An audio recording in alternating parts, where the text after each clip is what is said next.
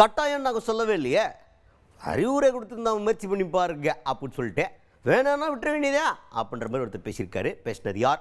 பள்ளிக்கல்வித்துறை அமைச்சர் அன்பில் மகேஷ் அவர் தான். பானா பட பசங்களை எல்லாம் உட்கார வச்சு பாடம் நடத்துறது பெரிய பஞ்சாயத்து ஆட்சியில் நடுவில். அந்த பஞ்சாயத்து தொடர்பாக கேள்வி கேட்கப்பட்டது. என்ன சார், பசங்களை உட்கார வச்சா கழுத்து வலி வருதான், முதுகு வலி வருமா, திரும்பி பார்க்க முடியாதுன்னு சொல்லிட்டு ஏகப்பட்ட கம்ப்ளைண்ட்ஸ் வருது பானா பட உட்கார வச்சோம்னா அப்படின்னு கேள்வி கேட்டதுக்கு அன்பில் மகேஷ் அவர்கள் என்ன சொல்கிறாருன்னா, நாங்கள் அதை கம்பல்சரி ஆகலையே, வேணும்னா அப்படி உட்கார வச்சு முயற்சி பண்ணி பாருங்கள், பசங்களுக்கு அது கரெக்டான பாடம் நடத்துகிற முறையாக இருக்குமா அப்படின்றத முயற்சி பண்ணி பாருங்கள், அப்படி இல்லைன்னா நார்மலாக உட்கார வச்சு நம்ம பாடம் நடத்துறதுல ஒன்றும் தப்பு கிடையாது, நாங்கள் இதை கண்டிஷனாக பண்ணியே ஆகணும் அப்படின்னு நாங்கள் சொல்லவே இல்லை அப்படின்ற மாதிரி பேசியிருக்கார் அன்பில் மகேஷ் அவர்கள்.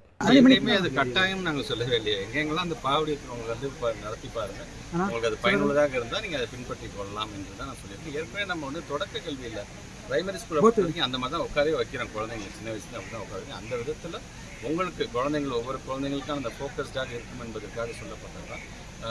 கிளாஸ் ரூம் போர்டே தான் பார்க்கணும்ல, டீச்சர்ஸ் அந்த இடத்துக்கே வந்து பாடம் நடத்த வேண்டும் என்கிறது தான் முடிவு செய்யப்பட்டது. இது வந்து கட்டாயம் கிடையாது என்பதை நான் தெரிவித்தேன்.